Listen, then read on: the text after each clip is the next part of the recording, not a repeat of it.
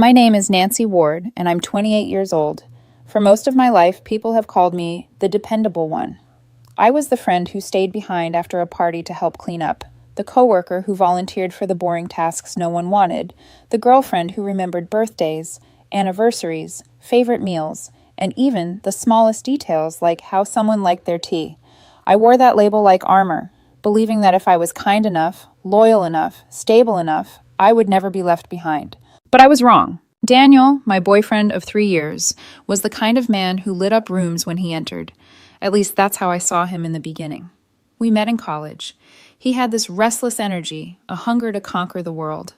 I, on the other hand, was the quiet balance, grounded, practical, willing to do the little things that kept our lives together. When we graduated, it felt natural to move in together. I thought we were building a future. In those early days, I sacrificed more than I admitted. I turned down a promotion at work that would have required relocating because Daniel had just landed his dream position here. I told myself it was love, that this was what couples did, compromise and support one another. And for a while, I believed it. I came home from long shifts and cooked his favorite meals from scratch. I managed the bills, the rent, the grocery lists. I kept the car running and remembered to send flowers to his mother on her birthday. Daniel used to call me his anchor. I thought it was a compliment. But slowly, almost imperceptibly, the word anchor turned from praise into a chain. It started with little remarks, barely sharp enough to sting on their own. One night, I held the door open for a woman juggling grocery bags. Daniel laughed. Not the warm laugh I loved, but something edged. "Why are you always so helpful?" he asked, the question heavy with mockery. I brushed it off. "Because that's who I am." His eyes lingered on me in a way that felt less like admiration and more like assessment. Later, when I accepted a secure job with excellent benefits instead of gambling on a risky startup, he shook his head. "You're too safe, Nancy. Too predictable. Don't you ever want more than comfort?" Comfort. He said it like it was poison. I tried to explain. "I don't think stability is the enemy of ambition. I just don't want us to risk everything." He rolled his eyes. "There's a difference between being careful and being boring. You're boring, Nancy." That word burrowed into me. Boring. It echoed when I brushed my teeth at night, when I looked at myself in the mirror. I began to wonder if he was right. The changes came faster after that. Daniel started going out late, not with our old circle of friends, but with a glittering new crowd from his job. People who wore expensive watches and tossed around words like portfolio and networking. He'd come home smelling of perfume and cologne I didn't recognize. At first, I told myself he was just networking. He needed this for his career. But one night, he came back later than usual, eyes glassy, voice detached. He looked at me as if I was a stranger sitting on his couch. I tried to make breakfast the next morning, his favorite, blueberry pancakes. He pushed the plate away without a word. Then he sat down, his phone buzzing beside him, and said, "We need to talk." The air thickened. My stomach dropped. I had heard those words before from friends who were dumped. But hearing them in my own kitchen, from the man I loved, was like being shoved under ice water. "I can't do this anymore," Daniel said, his tone flat, almost rehearsed. His fingers drummed against the table. "I'm not happy. I need something more, someone with an edge." I forced my voice to remain steady. "What are you talking about?" He smirked, not with humor, but with cruelty. "Don't pretend you don't know. I'm with Vanessa now. She's alive. She takes risks. She doesn't hold me back." The name burned. Vanessa, one of his new colleagues. I had heard him mention her once or twice, always followed with, "Just a friend." "You've been seeing her," I whispered. He didn't even flinch. He nodded, almost proudly. "It's what I need. She's not afraid of life. She's not weak." And then he delivered the words that split me open. "Honestly, Nancy, you're just too kind. And kindness, it's weakness. I can't be with someone weak." The silence that followed was deafening. I stared at him, trying to reconcile the man who once called me his anchor with the stranger across the table. My chest tightened, but no tears came. Instead, an icy calm spread through me. I stood, walked to the kitchen, and placed the untouched pancakes in the sink. My movements were slow, deliberate, like I was rehearsing a role in a play. Daniel was watching me, waiting for me to break, to shout, to sob, to beg. He wanted a performance. Instead, I gave him a faint smile, polite, detached, almost kind, but it didn't reach my eyes. I understand, I said quietly. I wish you well, Daniel. His smugness faltered, just slightly. He had expected drama, not indifference. I turned, walked into the bedroom, and pulled out a duffel bag. My hands moved automatically, folding clothes, sliding my passport into a side pocket, unplugging my laptop charger. Daniel followed me in, his voice rising now that his script had been ruined. What are you doing? We need to talk about this. We just did, I replied without looking at him. You're just going to leave? He grabbed my arm, eyes wide with disbelief. I looked down at his hand on my skin, then back at him. My voice was steady, almost a whisper. You called me a stepping stone, then consider me gone. Let go. He dropped my arm like it burned him. I zipped the duffel shut, walked out of the apartment with the keys still in my pocket, and didn't look back. The door clicked behind me. Outside, the air was sharp and cold against my face, and for the first time in years, I felt something close to freedom. Not joy, not yet, just silence. And in that silence, I realized my kindness might have been mistaken for weakness, but it would also be the thing that saved me. I got in my car, started the engine, and drove. I didn't know where I was going. All I knew was that I was done being Daniel's anchor. From this moment on, I would learn how to be my own. The highway stretched before me like an endless ribbon, the headlights of other cars streaking past in blurs of white and red. My duffel bag sat in the passenger seat, stuffed with pieces of the life I had just walked away from. I didn't have a plan, not really. All I knew was that if I stayed, I'd drown in Daniel's contempt. My phone buzzed in the cup holder. His name lit up the screen. Daniel. I let it ring until it stopped. A minute later, another call. Then another. By the fifth call, I turned the phone face down. I couldn't listen to him anymore. His voice would only tether me back to the cage I'd just escaped. Hours later, I pulled into a small roadside motel. The neon sign flickered, humming against the night. Inside the room, the silence pressed against me. No Daniel pacing the kitchen, no laughter from his friends echoing down the hall, no mocking tone telling me I was boring. Just silence. I sat on the bed, still in my coat, staring at the pattern on the carpet. It hit me then I had nowhere to go. No family nearby, no friends who hadn't already taken Daniel's side. My chest tightened as the reality pressed in. I wasn't just alone. I was invisible. But invisibility had its advantages. That night, I opened my laptop and pulled up an old email. Months ago, my manager had offered me a promotion at our company's branch in another city. I had declined it for Daniel. Now I typed a single sentence in reply. If the position is still available, I'll take it. I hit send. For the first time in weeks, my breathing steadied. The move happened quickly. Within 2 weeks, I was standing in a new apartment, boxes stacked against the walls, the air smelling faintly of fresh paint and emptiness. The silence here was different than the motel's suffocating quiet. This silence was a blank canvas. At first, I hated it. Coming home from work to 4 bare walls. No laughter, no one waiting at the door. My evenings stretched long and hollow. I'd find myself staring at my phone, half expecting a message from Daniel, even though I had blocked him the moment I left. The loneliness was sharpest at night. Lying in bed, I'd replay his words like a cruel mantra. Too kind, weak, boring. My chest would ache and tears would blur the ceiling. I wondered if he was laughing with Vanessa somewhere, telling her the same things he once told me. I wondered if she made him feel alive in ways I never could. But mornings were different. Mornings gave me tasks, meetings, emails, deadlines. I threw myself into work. Every project became a lifeline, every finished report, a small reminder that I could function, that I could still build something, even if it wasn't the life I had once imagined. To fill the emptiness, I started running after work. At first, I barely made it 2 blocks before my lungs burned. But I kept going, pushing myself further each day. The rhythm of my feet on pavement drowned out the voices in my head. With every mile, I felt myself shedding the weight of Daniel's disdain. Cooking helped too. I used to cook for Daniel, his favorites, his comfort foods. Now I cooked for myself. Strange recipes I'd never tried before. Curry with too much ginger, pasta that came out half burned, soups that simmered for hours. Some nights I ate in silence, savoring the flavors. Other nights, I laughed at my failures. Either way, it was mine. Still, the apartment felt too empty, too quiet. That's when I went to the animal shelter. She was small, scruffy, with mismatched patches of fur and eyes that seemed too big for her face. The volunteer said she had been abandoned.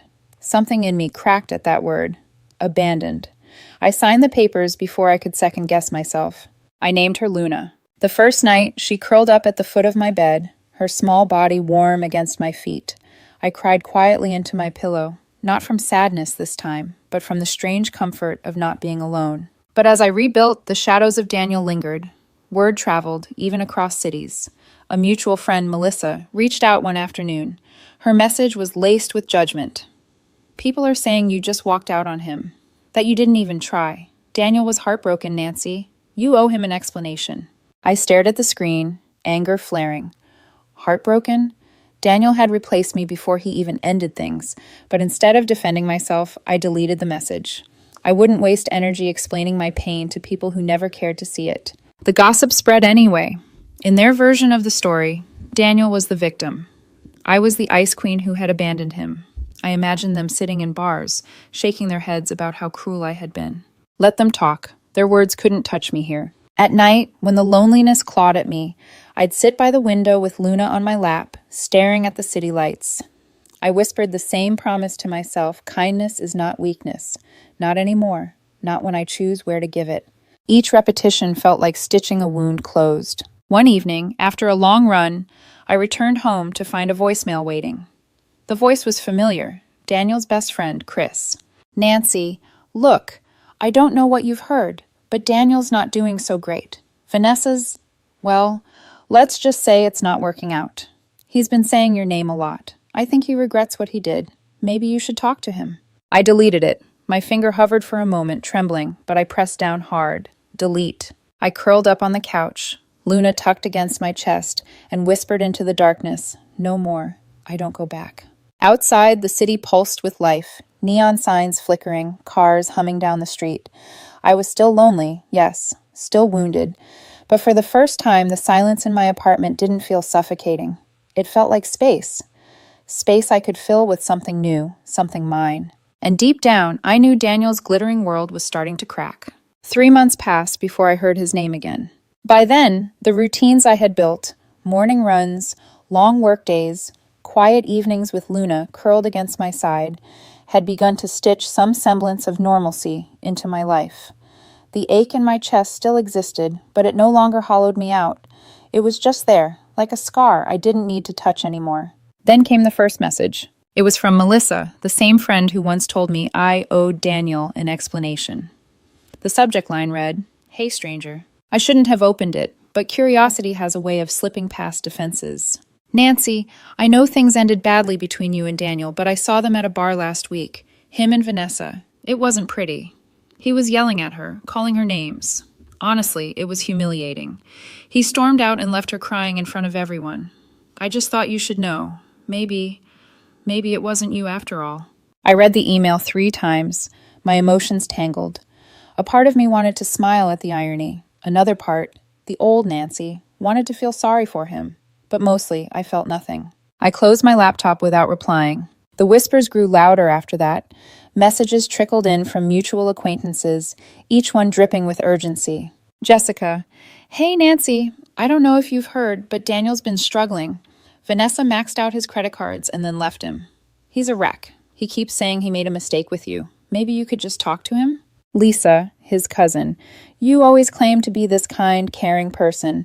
Well, now's your chance to prove it. Daniel's at rock bottom. If you actually cared about him, you wouldn't leave him like this. The words cut deeper than I wanted to admit. Kind, caring, weak. They had all blurred together for so long. I stared at Lisa's message until my vision blurred. My finger hovered over the reply button, my chest tight with guilt.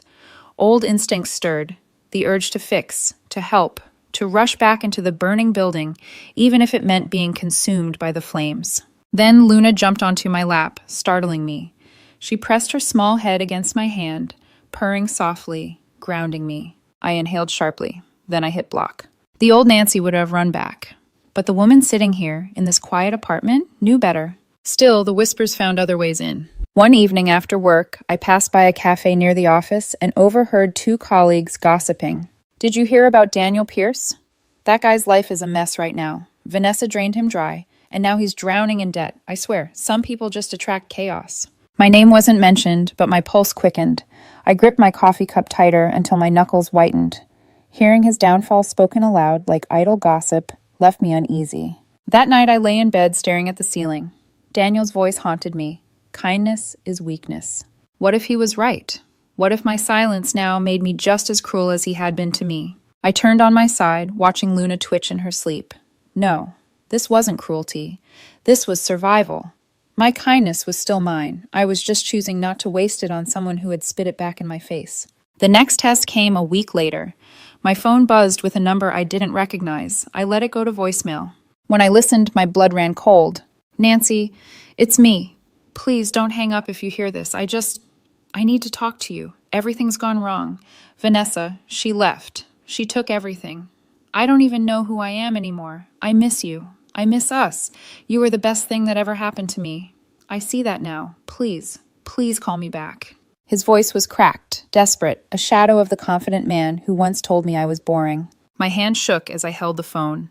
For a moment, I almost gave in, almost called him back, almost slipped into the old cycle where his chaos dictated my every breath. Instead, I pressed delete. The silence that followed was deafening, but also liberating. At work the next day, I couldn't focus. My manager asked a question during a meeting, and I realized I hadn't heard a word she said. My thoughts were trapped in that voicemail, in the weight of Daniel's voice begging me. That evening, I went for a run, pounding the pavement until my lungs burned and sweat stung my eyes. Every step was a battle between who I used to be and who I was becoming. When I finally collapsed onto the curb, gasping, a strange calm washed over me. I whispered into the night, "You don't get to use my kindness against me anymore." But the world didn't stop testing me. A few days later, I got another message, this time from an unknown number. The text was short, cutting. "You've changed. You used to be compassionate. Now you're cold. Do you even care that he's suffering?"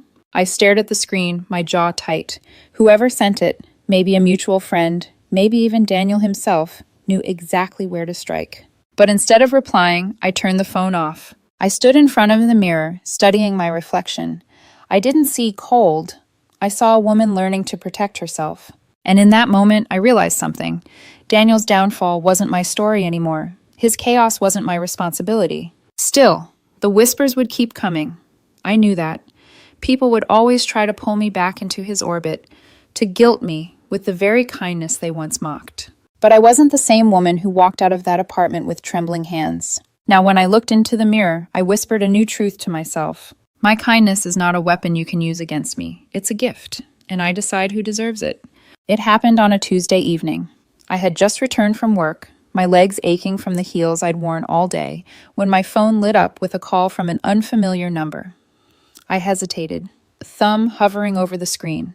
Normally, I'd let unknown calls go to voicemail, but something, curiosity, maybe instinct, made me swipe. "Hello?" "Nancy, thank God." My chest tightened instantly at the voice. It wasn't Daniel, it was his mother, Carol. I froze, the air leaving my lungs. Of all the people I expected to hear from, she was at the very bottom of the list. Carol had always been sweet to me in a way that felt rehearsed, like she was playing the role of doting mother-in-law while quietly pulling the strings behind the curtain. She adored Daniel, excused his flaws, and treated his choices as law. "Carol," I said slowly, cautious. "Oh, honey, I'm so glad you answered. Listen, I know things have been difficult between you and Daniel, but I need you to hear me out." Her tone was syrupy, too sweet, the kind of sweetness that coats something bitter. I gripped the counter, steadying myself. "I don't think we have much to talk about." "Please, Nancy," she rushed on. "Daniel is in a really bad place. Vanessa left him, took his money, his pride, everything. He's been so depressed. He says your name constantly. He knows he made a mistake. He knows you were always so good to him." The words washed over me like acid. Good to him, as if that had ever mattered to Daniel. "I'm sorry he's struggling," I said quietly, trying to keep my voice even. "But that's not my responsibility anymore." "Nancy, wait!" Carol's tone sharpened, desperation bleeding through the fake warmth. "He loves you. He sees it now. Don't throw away what you two had. He needs you back. Something inside me snapped. I closed my eyes and memories rushed forward. Carol brushing off my concerns when Daniel belittled me at dinners. Carol laughing when he called me boring in front of his friends. Carol once telling me, "That's just how men are, dear. Strong women like us know how to handle it." Strong women. Was I strong then, or was I just silent? I opened my eyes, my voice low and steady. "With all due respect, Carol, Daniel doesn't love me. If he did, he wouldn't have said the things he said. He wouldn't have left me for someone else. What he misses is not me. It's the comfort I provided, and I won't give that to him again." The silence on the line stretched thin, brittle. Then came the guilt. "You always said you were kind, Nancy. You always prided yourself on being there for people. And now, when he's at his lowest, you're just going to turn your back? That doesn't sound kind to me." Her words landed like daggers. For a heartbeat, I faltered. Am I cruel? Am I heartless? Then Luna meowed softly from her perch on the windowsill, and I looked at her. Small, fragile, yet resilient. She had been abandoned too, and I had taken her in, not because of obligation, but because I chose to. Choice, that was the difference. "I am kind," I said, my voice firm now. "But kindness doesn't mean being used. It doesn't mean sacrificing myself for someone who never valued me. My kindness is mine, Carol. I choose where it goes, and it will not go back to Daniel." Her voice cracked, anger replacing desperation. "You'll regret this, Nancy. One day you'll regret turning your back on him." "Maybe," I said softly, "but regret is better than losing myself again." And with that, I hung up. I stood in the kitchen, phone still in my hand, my heart pounding in my chest. The silence afterward was almost holy, a silence that said, "You finally chose yourself." For the first time since leaving Daniel, I felt powerful. That night, as I curled up in bed, sleep wouldn't come. The conversation replayed again and again. Carol's words echoed, "You'll regret this." But instead of guilt, I felt clarity. All these months, people had been trying to weaponize my kindness. Daniel, his friends, now his mother. They saw it as a lever they could pull, a button they could press to make me bend. "Not anymore. Not anymore," I whispered into the darkness. "Kindness is not weakness. It's power, and I decide how it's used." Luna shifted at my feet, purring softly like she understood. A few days later, a knock came at my door. My stomach flipped. I wasn't expecting anyone. When I opened it, a small package sat on the mat, no return address. Inside was a letter, scrawled in messy handwriting. Daniels. "Nancy, I don't know how else to reach you. I'm broken without you. Vanessa destroyed me. You were always the one who cared. Please, just talk to me. I need you. I'll change. I promise." The words blurred as I read them. Once they would have shattered me. Once I would have clung to them, desperate for validation. Now I saw them for what they were. Desperation, not love. A plea for comfort, not commitment. I folded the letter once, twice, and dropped it into the trash. No tears, no trembling hands, just resolve. In the days that followed, I felt lighter. The calls slowed, the messages stopped. It was as if Daniel and his circle realized I wasn't coming back. Not this time, not ever. And yet, in the back of my mind, I knew it wasn't over. People like Daniel didn't fade quietly. He would try again. He would find another stage, another audience. And when he did, I would be ready. Because I was no longer the woman who begged for scraps of affection. I was Nancy Ward. And I had finally learned that silence can be louder than any scream. When Emily's invitation first arrived, I almost deleted it. She was one of the few friends who hadn't chosen Daniel's side after the breakup. We'd kept in touch, small check-ins here and there. Now she was throwing a housewarming party in the old city. The thought of going back to the place where I had been humiliated, where whispers of my so-called cruelty still lingered, made my stomach churn. But Emily was important to me, and a part of me wanted to prove to myself that I could walk into that city and not be swallowed whole. So one Friday night, I slipped into a simple black dress, tied my hair back, and drove. The party pulsed with laughter, music, the clink of glasses. Emily greeted me with open arms, her smile genuine, her relief palpable. "I wasn't sure you'd come," she admitted, squeezing my hand. "Neither was I confessed. We talked for a while, catching up. She asked about my new job, my new apartment. I told her about Luna, about running, about how silence no longer terrified me. Her eyes softened. "You look stronger," she said. I wanted to believe her, but then I felt it, that presence, A shift in the air, a tightening in my chest. I turned, and there he was. Daniel. He looked smaller. His once confident stance was slouched. His sharp jawline was shadowed with uneven stubble. His eyes, once so alive with arrogance, now carried a hollow, frantic glimmer. He was holding a drink with a grip so tight his knuckles whitened. For a moment, we just stared at each other. 3 years of history in a single breath. Nancy, he whispered, as if saying my name might summon the woman he used to know. I kept my voice neutral. Daniel. He took a step closer, his shoulders hunched, his voice trembling. I can't believe you're here. I've been trying to reach you. Letters, calls. I got them, I interrupted, my tone flat. His eyes darted, searching mine for softness. He found none. I'm sorry, he blurted out. The words tumbled out in a rush, clumsy and desperate. I was so stupid, Nancy. Vanessa, she wasn't who I thought she was. She used me. She called me worthless, pathetic. She took everything. And now... His voice cracked. Now I see it. You were everything. You were the only one who truly cared. Please, Nancy. I need you. The old me, the one who folded herself small to make space for his storms, would have broken at those words.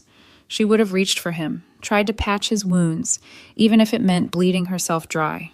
But I wasn't her anymore. I lifted my glass, taking a slow sip, scanning the room instead of his face.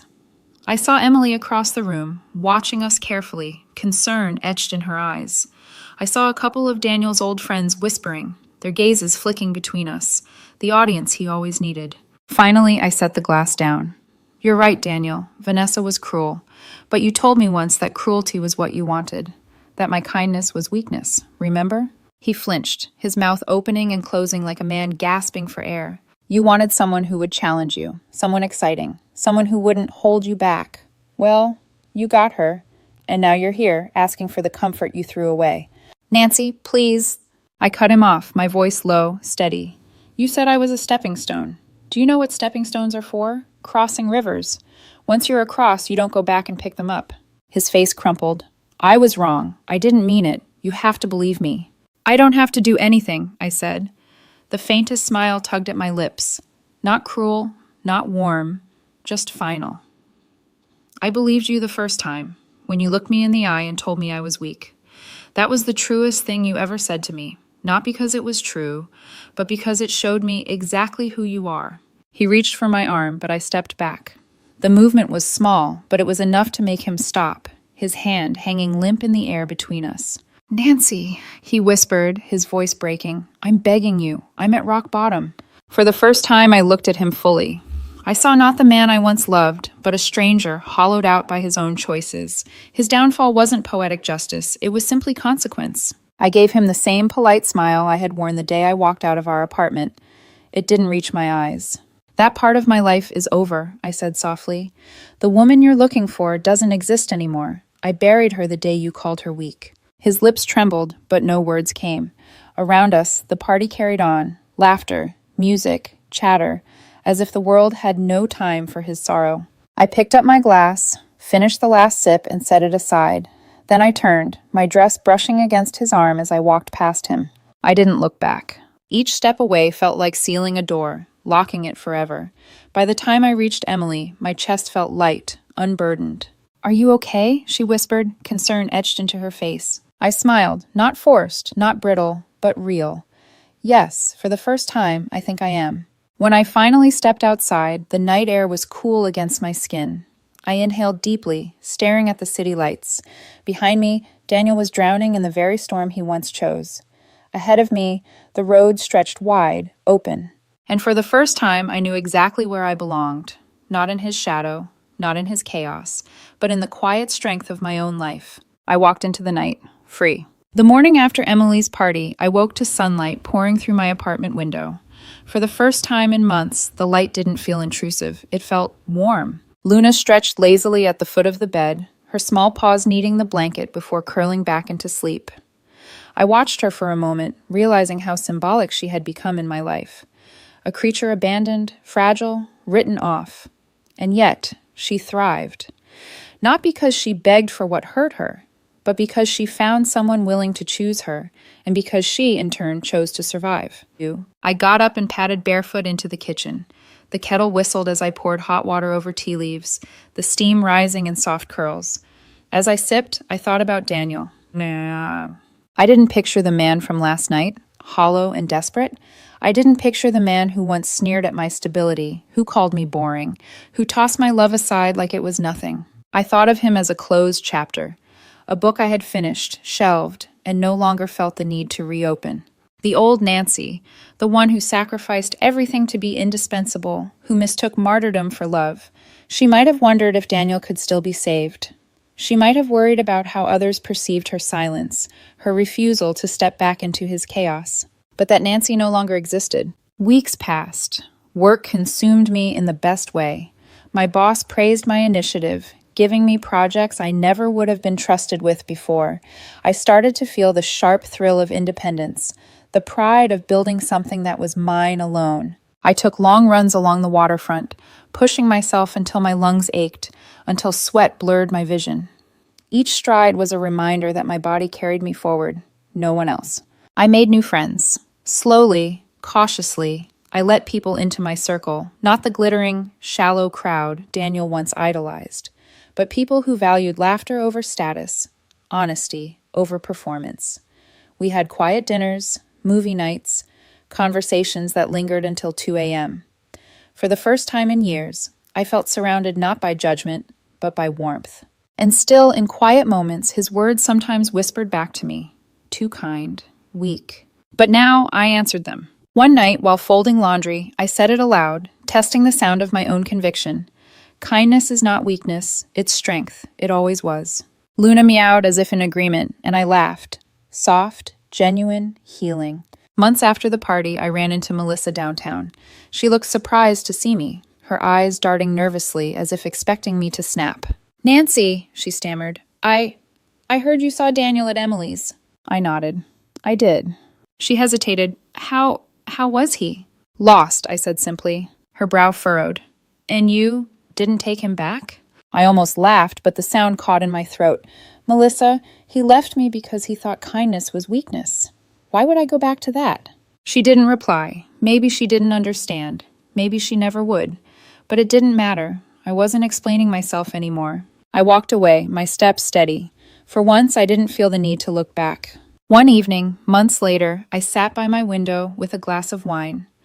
The city stretched before me, glowing in the twilight. Luna curled against my side, her soft breathing, a steady rhythm. I thought of Daniel, wherever he was, maybe still chasing validation, maybe still drowning in the consequences of his choices. A pang of something flickered in my chest. Not love, not longing, not even pity, just acknowledgement. He had been a part of my story, but he no longer defined it. And then I thought of myself, of the girl who once cooked meals in silence while her partner slipped away, who once turned down promotions to stay in his orbit, who once believed that love meant erasing herself. She was gone. In her place was someone new, stronger, softer in ways that mattered, harder in ways that protected.